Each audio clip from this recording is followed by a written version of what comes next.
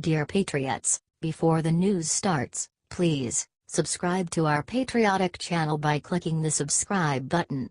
Give us a thumbs up to this video. Don't forget to leave your opinion below in the comments section.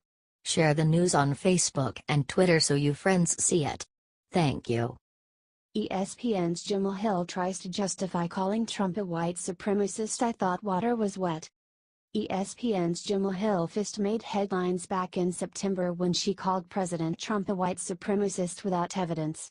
In a recent podcast, she tried to justify her comments in a pathetic way. I thought everybody knew, Trump is a white supremacist. I thought water was wet.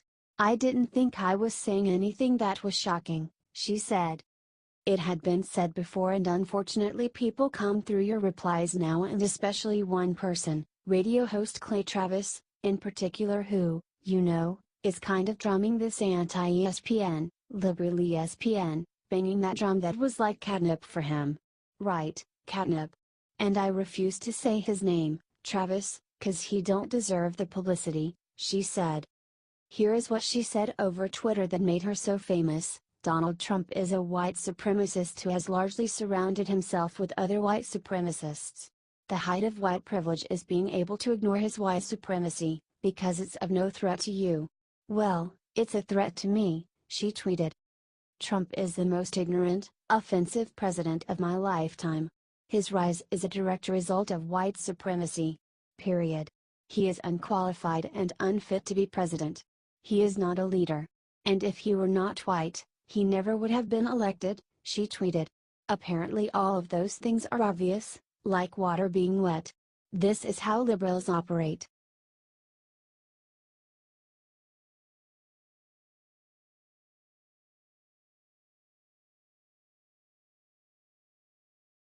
Rachel Maddow caught spreading blatant lie about the GOP tax cut.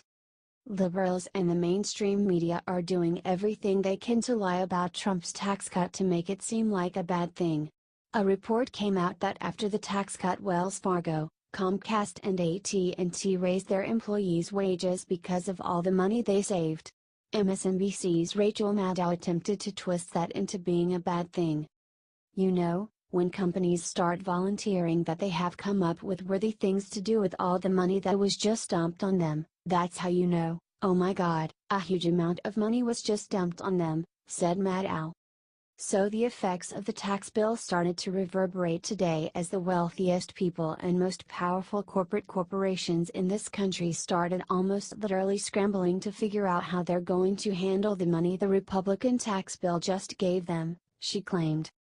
So when your family's taxes go up because of this bill, you can't take comfort in knowing that's what you're paying for. You're giving telecom companies and biggest banks in the country a really embarrassing amount of money to have to explain away, she lied. Liberals try to make it seem like the bill takes money away from families and gives them to corporations. But this is factually incorrect. In fact, under the bill, 80% of Americans' taxes will go down. Only 5% will see an increase in taxes by more than $10.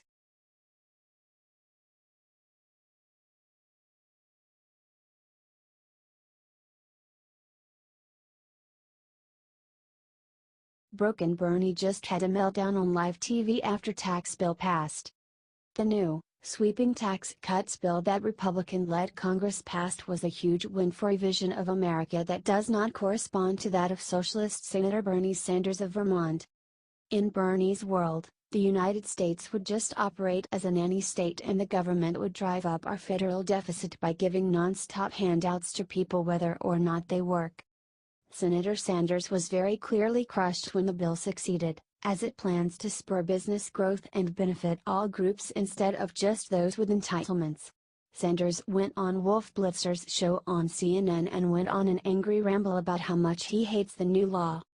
Said Sanders, "Well, it is a victory for billionaires like Donald Trump. It's a victory for wealthy campaign contributors like the Koch brothers.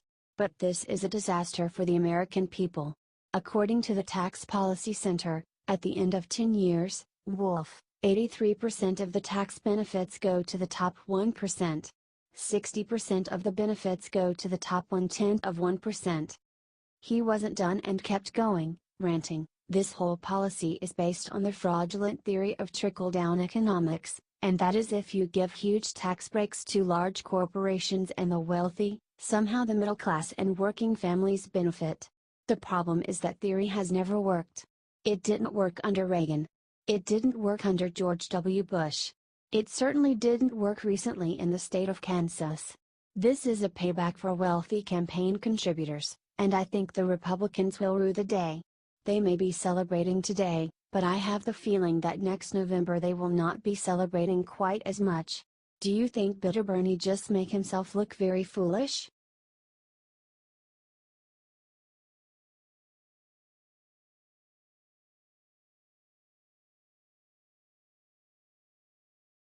Libs just called Alex Trebek sexist for asking female contestant one simple question about her job.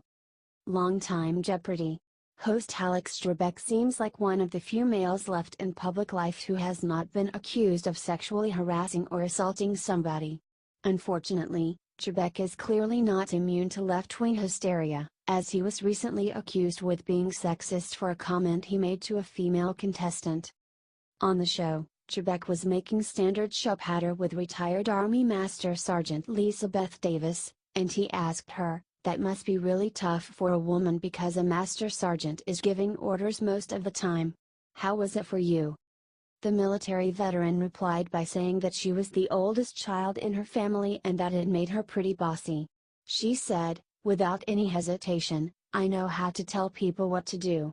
Trebek then stated, "So, you learned how to do it? Good for you." Any level-headed person would not think twice about Trebek's question, and would just see it as the host affirming how difficult women have it in the working world. Instead, liberal internet users accused Alex of being sexist. Said one commenter, "Still shook that on at Jeopardy last night Alex Trebek told a Marine sergeant her job must have been hard cause she's a woman." Amidst 2017 #SMH.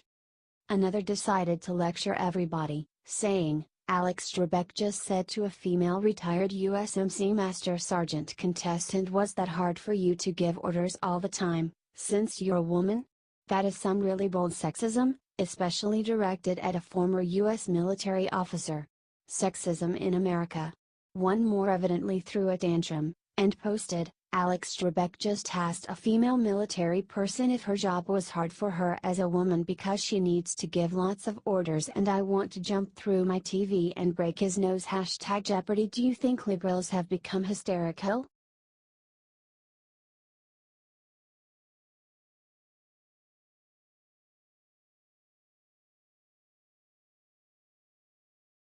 Watch Nancy Pelosi accuse Trump of committing violence against our founders for cutting taxes. House Minority Leader Nancy Pelosi condemned President Trump's tax cuts in the most ridiculous way imaginable. She began by invoking God. Then she called the tax cuts theft, and then violence.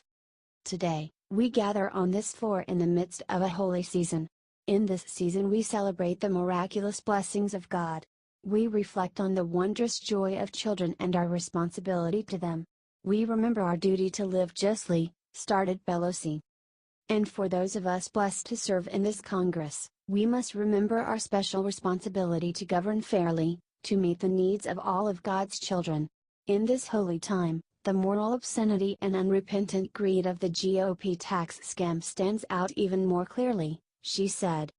This GOP tax scam is simply theft, monumental, brazen theft from the American middle class and from every person who aspires to reach it.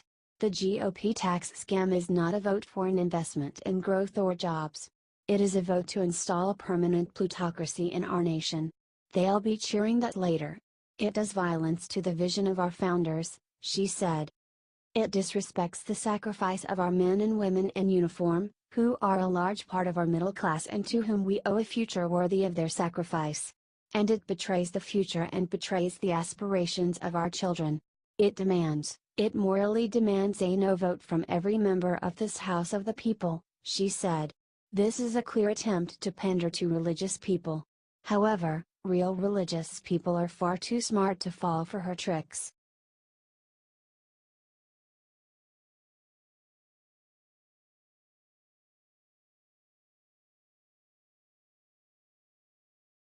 CIA director exposes conclusion of Russian meddling investigation, liberals are pissed. The Russian meddling investigation has ended and you probably haven't heard a word of it from CNN or the mainstream media. However, according to CIA Director Mike Pompeo, the CIA has concluded that although Russians may have attempted to interfere in our election, they did not in any way affect the results. The intelligence community's assessment is that the Russian meddling that took place did not affect the outcome of the election, said Pompeo. He went on to explain that the Russians doing this is not new, and that, the Russians have been at this an awfully long time. Until there is a new leader in Russia, I suspect it will be a threat an awfully long time, said Pompeo. However, despite this, some at the CIA believe that the investigation isn't over, and CNN gladly reported on that. The intelligence assessment with regard to Russian election meddling has not changed, and the director did not intend to suggest that it had, said Dean Boyd. The U.S. intelligence community is charged with monitoring and assessing the intentions, capabilities, and actions of foreign actors. It does not analyze U.S. political processes or U.S. public opinion, said the CIA's public statement back in January. What do you think is going on?